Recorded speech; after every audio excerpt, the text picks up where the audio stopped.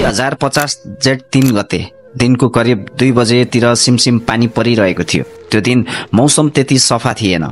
मदन भण्डारी र जीवराज आश्रित आफ्नो ड्राइभर अमर लामाको साथमा जीप चढेर पोखराबाट चितवन जानका लागि निस्किएका थिए।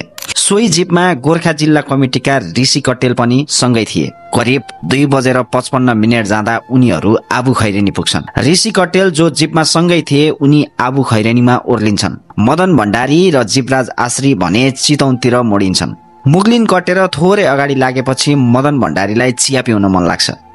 अमर लामाले होटल सुनकोशी नजिकै जीप रोक्छन्। सँगै रहेका जीवराज आश्री भने चिया पिउँदैनन्, तर मदन भण्डारी र अमर लामा भने सँगै बसेर चिया पिउँछन्। केही समयको विश्रामपछि उनीहरू गाडी चढेर फेरि अगाडि बढ्छन्। करिब 5:35 उनीहरू दासढुङ्गा पुग्छन्। सिमसिम पानीसँगै जीप आफ्नो कुनापट्टिको साइडबाट हुइकिरहेको थियो। सिधा रोड र फ्राकिलो बाटो थियो। तर एक्कासी त्यहाँ पुगेपछि ड्राइभर अमर लामाले गाडीको स्पिडलाई कम गर्छन् र गियरलाई 1 नम्बरमा राख्छन् र 4 व्हीललाई न्युट्रलमा ल्याउँछन्। न त गाडीमा ब्रेक लगाउँछन् न त गाडीलाई दुर्घटना हुन लागेको भनेर मदन भण्डारी र जीवराज आश्रितलाई खबर नै दिन्छन्। गाडीको स्टियरिङलाई दाहिने मोड्छन् र त्रिशुलीमा गाडी छोडिदिन्छन्।